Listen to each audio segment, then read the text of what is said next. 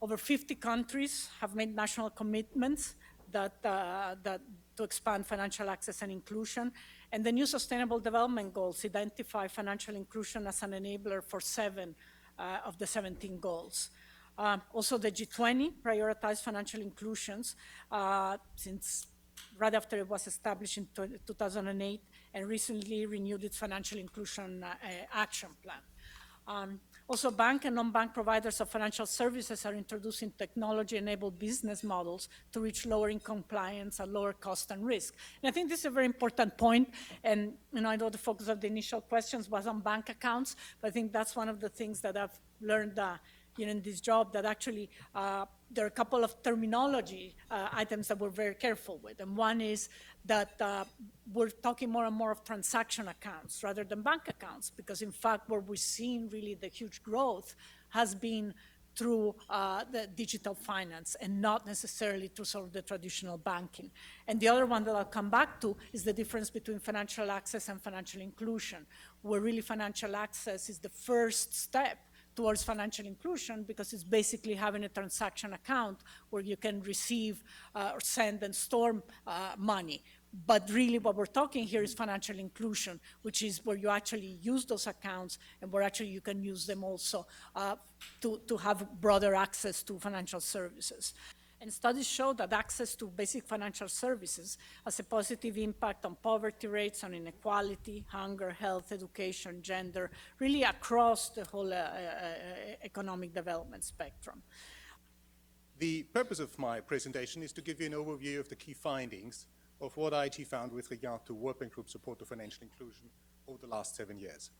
In a nutshell, we have found that World Bank Group is doing a lot of things right, like working with the right countries, working with international partnerships, building up policy framework, etc. At the same time, we believe that as we work towards universal financial access, we're going to face a series of challenges. World Bank Group's interventions are undoubtedly strategically very well aligned with country needs. And that means 2 things. They, in all the countries where World Bank Group works, providing financial access to the poor micro-enterprises is a dedicated and explicit development priority. Secondly, World Bank Group support goes towards countries that need it the most. That means countries, as you see on the left side, that have the lowest inclusion rate. Half of what World Bank Group is doing goes towards countries with the lowest inclusion rate. That's particularly pronounced for World Bank lending and AAA, but it also holds for IFC, and that's quite remarkable, because in these lowest inclusion markets, traditionally NGOs have a pretty heavy market share, and NGOs work quite a bit with donations. And the fact that IFC is able to maintain or even establish sharp brownfield operations of MFIs is particularly remarkable. We have 4 recommendations. The first one deals with clarifying the overall approach with regard to financial inclusion. And that means a new clarified approach should give the answers to all the questions I've just raised. Meaning, is it meaningful to go for financial access by 2020 in view of the fact that many of these accounts are dormant? What sorts of push is needed to close that gap, knowing that at current trend we're not making it?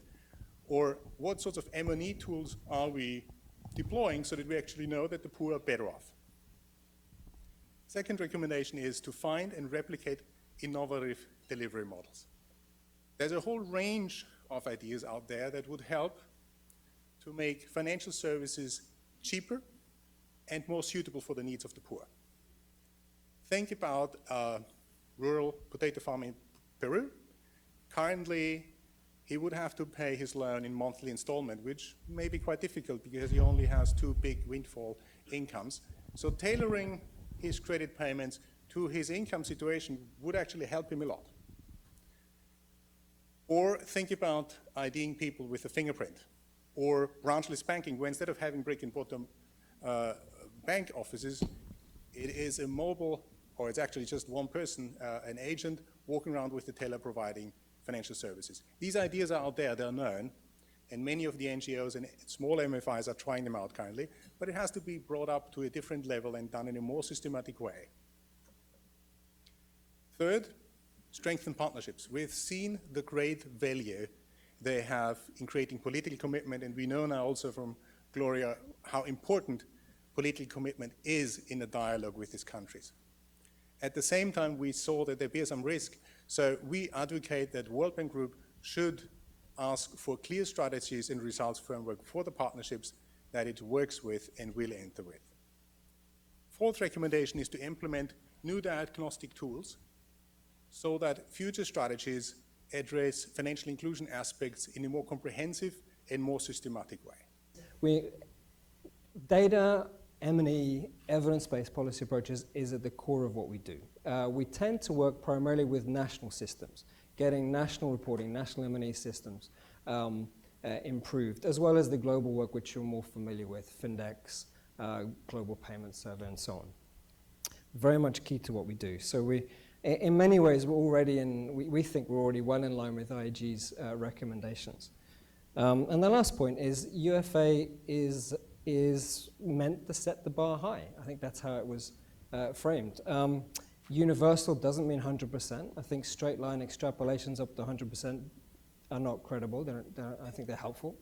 What matters is countries are committing, putting in place the right ambitious set of reforms. Private sector partners are stepping up and making their own commitments. Digital technologies are getting used more effectively and in a more mainstream way. And we're working with partners to ensure that people's privacy, people are not harmed by the use of technology and expanding financial services. So, and maybe China's already at 80%. It's already at 79% inclusion. So the comments about the last mile is the hardest part. Yes, it absolutely is. It's often rural. It's often elderly. It's often the difficult to reach populations.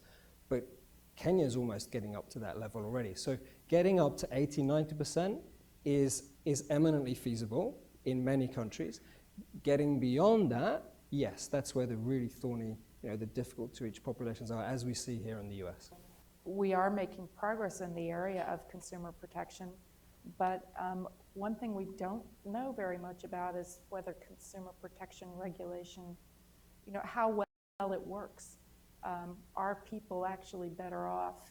I think they are. I'm pretty sure they are, but it would be really great to know more about that and how different approaches to protecting consumers actually turn out in terms of consumers having better experiences with financial services. If I had any request for IAG, it would be to do this every 5 years or so, or maybe even 3 years in view of our short-term goals of UFA, because it really helps to get everybody in the World Bank Group to work together and to know what the other people are actually doing and maybe also what we have omitted to do.